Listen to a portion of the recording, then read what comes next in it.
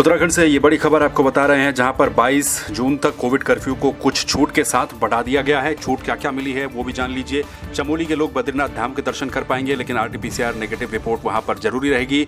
रुद्रप्रयाग के लोग केदारनाथ धाम के दर्शन कर पाएंगे, लेकिन उनके लिए भी आरटीपीसीआर रिपोर्ट अनिवार्य है। इसके अलावा उत्तरकाशी के लोग गंगोत्री और यमुनोत्री धाम के दर्शन कर पाएंगे, इसके लिए भी आरटीपीसीआर रिपोर्ट आवश्यक है। प्रदेश में जितने भी राजस्व कोर्ट है, राजस्व कोर्टों को खोला जाएगा। सीमित संख्या में कर्मचारी वहां पर मौजूद रहेंगे। इसके अलावा सप्ताह में मिठाई की दुकानों को 5 दिन खोला जाएगा। मिठाई की दुकानें 5 दिन खुल सकती हैं। और शादी और अंत्येष्टि के संबंध में जो संख्या थी उसको बढ़ाया गया है, 50 किया गया है। और लेकिन आरटीपीसीआर नेगेटिव रिपोर्ट यहां पर भी जरूर रहेगी। विक्रम टेम्पो और ऑटो चलाने की अनुमति प्रदेश में इस चरण में कोविड कर्फ्यू के मिल पाएगी, यानी कि कुछ छूट दी गई है। और इसके साथ ही उत्तराखंड में कोविड कर्फ्यू को 22 जून तक बढ़ा दिया गया है, जिसको आज खत्म होना था। 3 दिन जो बाकी दुकानें हैं वो खुल पाएंगी उसी तरह से। एक बार फिर से आपको बता दें, चमोली के लोग बद्रीनाथ धाम के दर्शन कर पाएंगे, लेकिन उन्हें आरटीपीसीआर नेगेटिव रिपोर्ट ले जाना होगा। रुद्रप्रयाग के लोग केदारनाथ धाम के दर्शन कर पाएंगे, वहां भी रिपोर्ट अनिवार्य है। उत्तरकाशी के लोग गंगोत्री और यमुनोत्री के दर्शन कर पाएंगे, वहां भी आरटीपीसीआर रिपोर्ट आवश्यक है। राजस्व कोर्ट को खोला जाएगा। सुबोध उनियाल शासकीय प्रवक्ता, उन्होंने जानकारी दी है।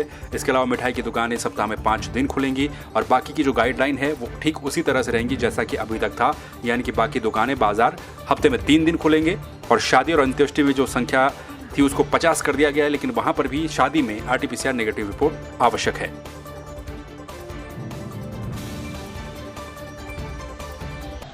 कोविड-19 की परिस्थितियों को देखते हुए आज सरकार ने इस राज्य में कोविड कर्फ्यू को 15 तारीख से 22 तारीख तक बढ़ाने का निर्णय लिया, जिसमें पुरानी एसओपी तकरीबन वही रहेंगी। कुछ परिवर्तन, महत्वपूर्ण परिवर्तन किए गए हैं। मसलन बद्रीनाथ दर्शन के लिए चमोली जनपद के लोगों को आरटीपीसीआर नेगेटिव रिपोर्ट के साथ दर्शन की अनुमति दी गई है। इसी तरह रुद्रप्रयाग जनपद के लोगों को केदारनाथ दर्शन की अनुमति आरटीपीसीआर नेगेटिव रिपोर्ट के साथ। और इसी तरह से उत्तरकाशी जनपद के निवासियों को गंगोत्री या यमुनोत्री के दर्शन की अनुमति आरटीपीसीआर नेगेटिव रिपोर्ट के साथ देने का निर्णय लिया गया। साथ ही साथ जो हमारे राजस्व कोर्ट हैं, राजस्व बाद बहुत समय से सारे कोर्ट बंद होने के कारण रुके पड़े थे, तो सरकार ने निर्णय लिया कि 20 तक की सीमित संख्या तक, जिसमें पुराने और नए केसेस मिला के 20 को सभी राजस्व को न्यायालयों को खोलने का निर्णय भी लिया गया।